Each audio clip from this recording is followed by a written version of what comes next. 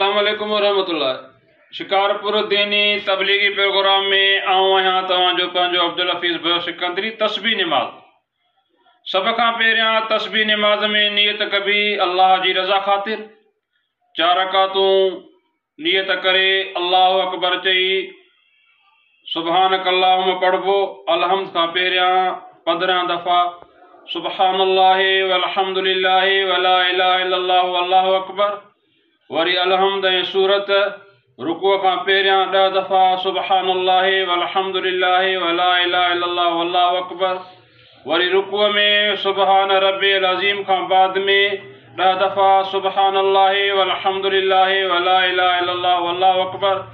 वरी समी अल्लाहु लिमन हमिदा रब्बना लकल हम्द खां बाद में 10 दफ़ा सुबहानल्लाहि वल्हम्दुलिल्लाहि वला इलाहा इल्लल्लाहु वल्लाहु अकबर।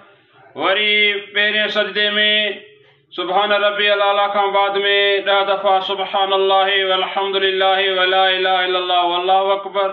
वरी सजदे खां उथी करे 10 दफ़ा या तस्बीह। वरी ॿिए सजदे में सुबहान रब्बियल आला खां बाद में 10 दफ़ा सुबहानल्लाहि वल्हम्दुलिल्लाहि वला इलाहा इल्लल्लाहु वल्लाहु अकबर। वरी ॿी रकात जे लाइ उथबो। अलहम्द खां अगल में 15 दफ़ा या तस्बीह। वरी अलहम्द ऐं सूरत। वरी रुकूअ खां पहिरियां 10 दफ़ा तस्बीह।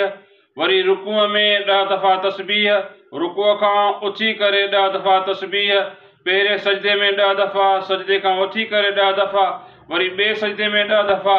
ईअं 75 दफ़ो हर रकात में थींदो। 4 रकातुनि में 300 दफ़ो इहा तस्बीह।